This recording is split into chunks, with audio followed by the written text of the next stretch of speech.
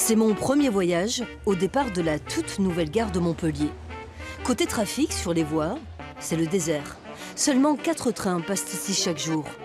À ce rythme de croisière, on pourrait imaginer un personnel aux petits soins des voyageurs, une gare paisible et des passagers sereins. Ça, j'ai jamais vu. Hein.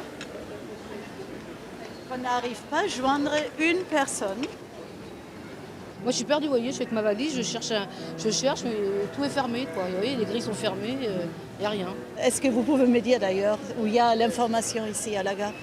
Visiblement, je ne suis pas la seule à courir après l'info, à la recherche d'un être humain qui pourrait me renseigner.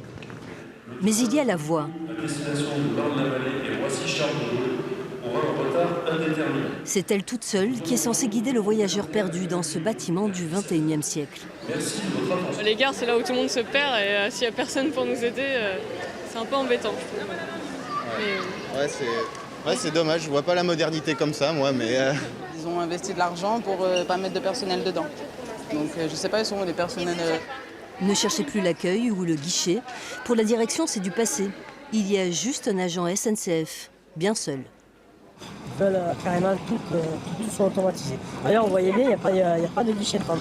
C'est la politique de l'entreprise SNCF aujourd'hui de déshumaniser les gares. Donc on n'a plus d'agents d'escale, on n'a plus d'agents d'accueil, on n'a plus d'agents de vente, on n'a plus de chef de service, on n'a plus de chef d'escale. La SNCF cherche à mettre des machines à la place, sachant que la SNCF, l'actionnaire principal, c'est l'État. Donc c'est une politique publique d'État qui est assumée de faire moins de boulot, moins de cheminots, moins de services publics. On ne me reprendra pas à prendre le train ici. C'est pas tout, mais mon train pour Bordeaux vient d'être supprimé. D'ailleurs, plus aucun train n'arrivera ici ce soir. Alors je quitte cette gare au milieu de nulle part qui a coûté 135 millions d'euros. Et comme tout le monde, j'improvise. J'emprunte d'abord une navette payante, puis le tramway. Au total, 1 heure de trajet pour rejoindre l'autre gare de Montpellier, celle du centre-ville. Et peut-être un train au bout du voyage. Vous allez sur Bordeaux? Je vais sur Bordeaux. Donc ça va être 17h58. Enfin, un interlocuteur.